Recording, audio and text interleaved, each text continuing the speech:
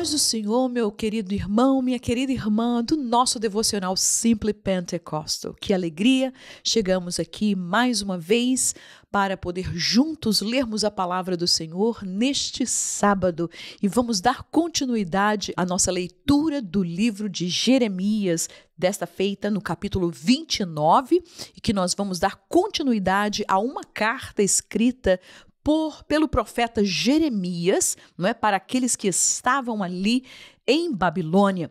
Portanto, se você está pronto, não é, com a sua Bíblia, e se por acaso esta é a sua primeira vez que está aqui conosco, por favor, não deixe de se inscrever, de acionar as notificações, não é, de dar o seu comentário. Nós ficamos muito felizes com a vossa, não é, a palavra a cada sábado, a cada semana, quando vocês ouvem a palavra do Senhor, porque isso nos conforta em saber que o nosso Deus está, através da sua santa palavra, trabalhando, consolando, edificando a sua vida também. Amém? Portanto, vamos lá. Livro de Jeremias, capítulo 29, a partir do versículo 15, diz assim: Por que dizeis: o Senhor nos levantou profetas na Babilônia?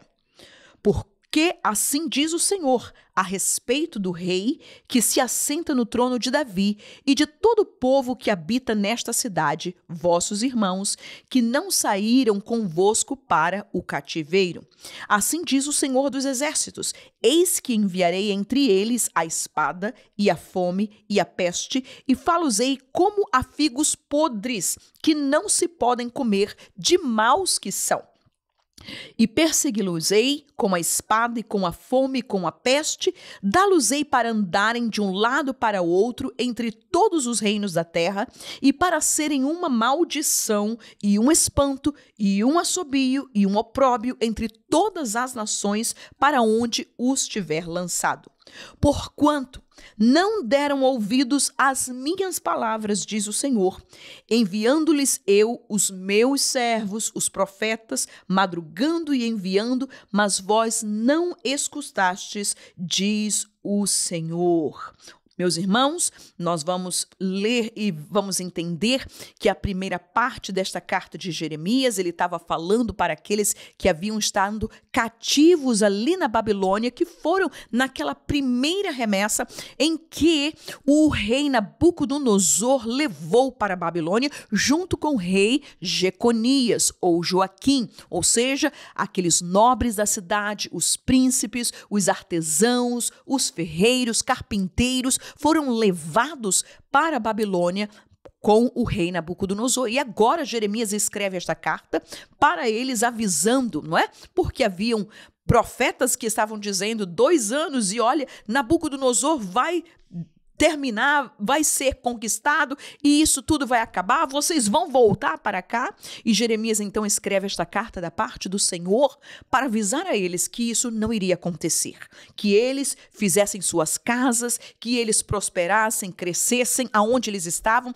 orassem pela paz daquela cidade, porque na sua paz eles também haveriam de ter paz. E agora, né, Jeremias dando continuidade, dizendo para eles, olha, vocês, eu sei que, assim como tem falsos profetas aqui em Jerusalém, aí também no meio de vocês tem, não é? E ele dá esta continuidade assim dizendo, versículo 19, porquanto não deram ouvidos às minhas palavras, diz o Senhor, enviando-lhes eu os meus servos, os profetas, madrugando e enviando, mas vós não escutastes, diz o Senhor. Vós, ou seja, vocês que estão lá na Babilônia, ouvi a palavra do Senhor, todos os do cativeiro que enviei de Jerusalém para a Babilônia. Assim diz o Senhor dos Exércitos, o Deus de Israel, acerca de Acabe.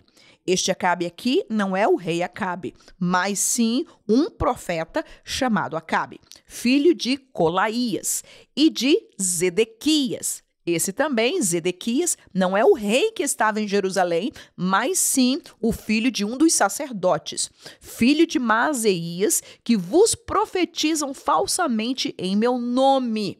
Eis que os entregarei nas mãos de Nabucodonosor, rei da Babilônia, e ele os ferirá diante dos vossos olhos. E tomarão deles a maldição que estava sobre todos os transportados de Judá, que estão em Babilônia, dizendo: o Senhor te faça como a Zedequias e como a Acabe, os quais o rei da Babilônia assou no fogo. Então já dá para poder ver e concluir a maneira com que estes homens morreram pela mão de Nabucodonosor. Porquanto fizeram loucura em Israel e cometeram adultério com as mulheres de seus companheiros e anunciaram falsamente em meu nome palavras que não lhes mandei dizer. E eu sei e sou testemunha disto, diz o Senhor. Meus queridos, nós estamos vendo aqui, nós vimos já várias vezes como Deus, neste livro de Jeremias, ele traz juízos, julgamentos sobre a nação, sobre os reis, sobre os sacerdotes, e agora estes falsos profetas que Deus ele coloca os seus nomes ali dizendo o que aconteceria com eles. E nós vamos ver a razão pela qual. E isso me trouxe muito e tocou ao meu coração, porque estes falsos profetas estavam dizendo, assim diz o Senhor, quando Deus não os havia falado nada para eles dizer. E o que é que mais, e por que eles eram considerados falsos profetas, e por que é que Deus estava com o dedo ali em riste, julgando a estes homens, chamado de Acabe, Zedequias, e outro que nós vamos ver na conclusão desta leitura. Estes homens, qual era o problema? Eles estavam dizendo assim, diz o Senhor, mas olha aqui a sua vida, olha aqui a razão pela qual Deus os considerava como falsos profetas. Eles estavam vivendo, cometendo adultério, ou seja, a sua vida não condizia com a palavra que eles estavam dizendo. Como uma pessoa no seu são juízo, que vivia cometendo adultério com as mulheres dos seus próximos, poderia levantar a sua voz e dizer: Deus está falando por mim. Irmãos, isso é muito sério, porque o profeta, ele tem que ter temor de Deus ao abrir a sua boca, a proferir qualquer palavra, e estes homens certamente não tinham, e por causa disso Deus trouxe grande juízo contra as suas vidas. Mas não foi apenas Acabe e Zedequias. Olha aí a continuação do versículo 24. E a Semaías, outra pessoa, o Neelamita, falarás dizendo: assim fala o Senhor dos exércitos, o Deus de Israel, dizendo, olha só, porquanto tu enviaste no teu nome, cartas a todo o povo que está em Jerusalém, como também a Sofonias, filho de Maaseias. Mais uma vez, este Sofonias não é o profeta Sofonias, mas era o outro filho deste sacerdote chamado Maaseias. Sofonias, filho de Maaseias, o sacerdote, e a todos os sacerdotes, dizendo, olha aqui, este homem, Semaías, enviou uma carta da sua própria conta para o povo que estava em Jerusalém e para Sofonias, que era a pessoa, o sacerdote que estava à frente da casa de Deus lá em Jerusalém, enquanto eles estavam na Babilônia. E olha só o que é que ele diz. O Senhor te pôs por sacerdote em lugar de Joiada, o sacerdote, para que sejas encarregado da casa do Senhor sobre todo homem obsesso e que profetiza, para o lançares na prisão e no tronco. Agora, pois, por que não repreendeste a Jeremias, o anatotita, que vos profetiza? Olha aí a ira deste homem Semaías contra Jeremias, porque Jeremias havia escrito uma carta para eles que estavam ali, dizendo para eles fazerem e edificar casas e habitar nelas. E agora este homem traz uma mensagem para o sacerdote que está em Jerusalém, dizendo para ele: você foi colocado neste lugar, nesta posição, exatamente para poder colocar sobre todo homem que é obsesso, que profetiza, para lançar na prisão. E ele está dizendo: por que você não colocou na prisão a Jeremias? Olhem lá. Ele até nos mandou dizer à Babilônia: o cativeiro muito há de durar. Edificai casas e habitai-as, plantai jardins e comei o seu fruto. Sim, isso foi a verdade. Mas olha aí. Mas ler a Sofonias, o sacerdote, esta carta, aos ouvidos de Jeremias, o profeta. Ou seja, este homem Sofonias, de uma certa maneira, estava a favor e estava ouvindo a mensagem que Jeremias estava falando. E em contrapartida, este homem que estava em Babilônia, que não era homem de Deus, nem era profeta de Deus, mas sim dizia mentiras para o povo, estava acusando a Sofonias dele não colocar na prisão a Jeremias, não o prender por essa profecia que ele estava dizendo. E veio a palavra do Senhor a Jeremias dizendo: manda a todos os do cativeiro, dizendo: assim diz o Senhor acerca de Semaías, o Neelamita. Semaías vos profetizou, e eu não o enviei, e vos fez confiar em mentiras. Portanto, assim diz o Senhor: eis que visitarei a Semaías, o Neelamita, e a sua descendência.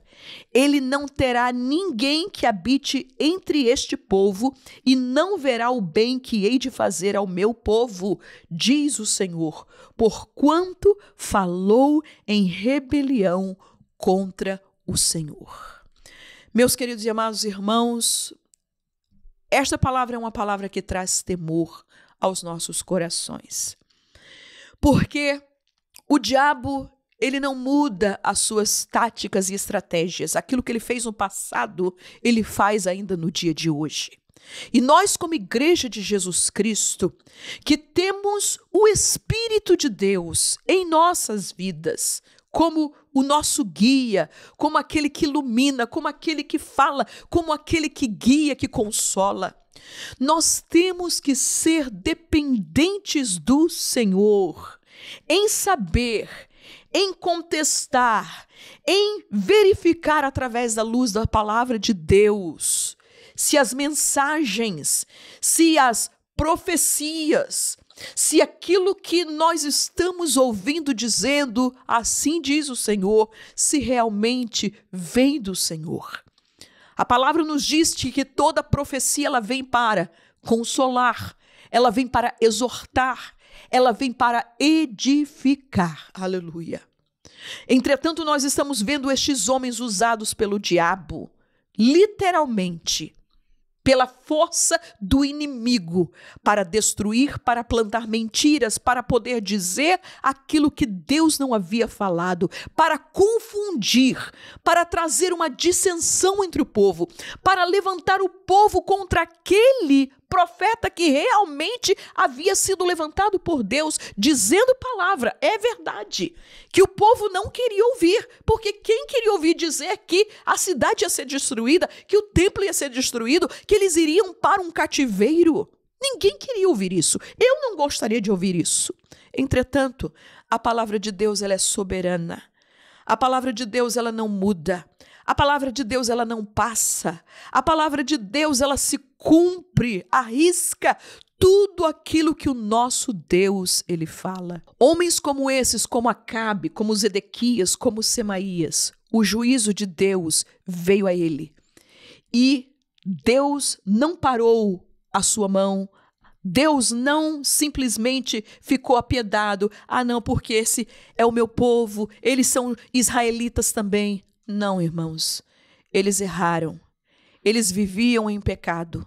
E porque eles viviam desta maneira e tinham a coragem de poder abrir a sua boca e dizer que Deus havia falado algo, a palavra, o juízo de Deus veio sobre suas vidas. Para quê?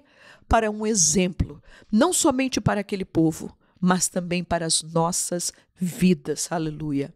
Que Deus possa guardar neste dia, que Deus possa guardar a sua vida, que Deus possa guardar a sua família, a sua igreja, aleluia. Que nós possamos ter os nossos ouvidos atentos à voz do nosso Senhor Jesus, porque as suas promessas, elas não falham.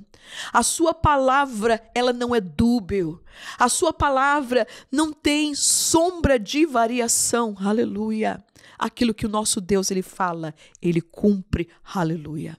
E hoje, nesta manhã, eu gostaria de poder louvar o nome do Senhor Jesus com aquele hino nosso, da nossa harpa cristã, de hino no 107. Firme nas promessas do meu Salvador, aleluia.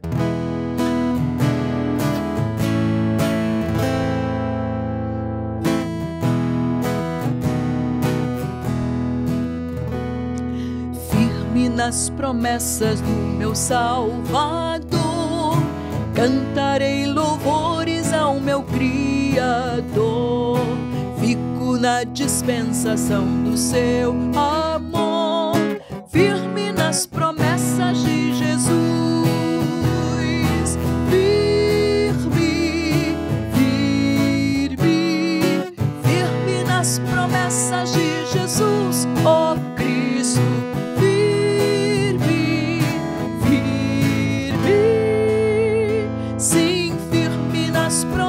De Jesus, firme nas promessas, hei de não falhar.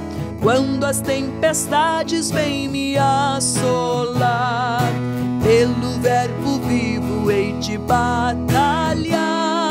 Firme nas promessas de Jesus,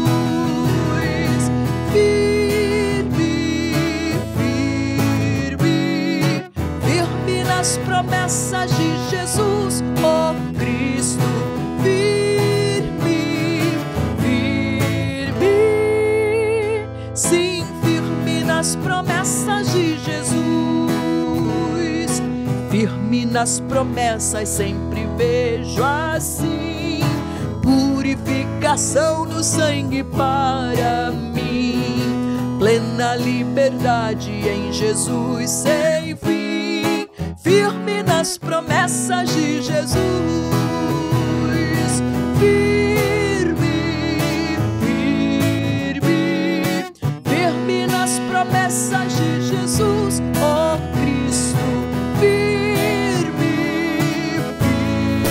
firme, sim, firme nas promessas de Jesus, firme nas promessas do Senhor Jesus.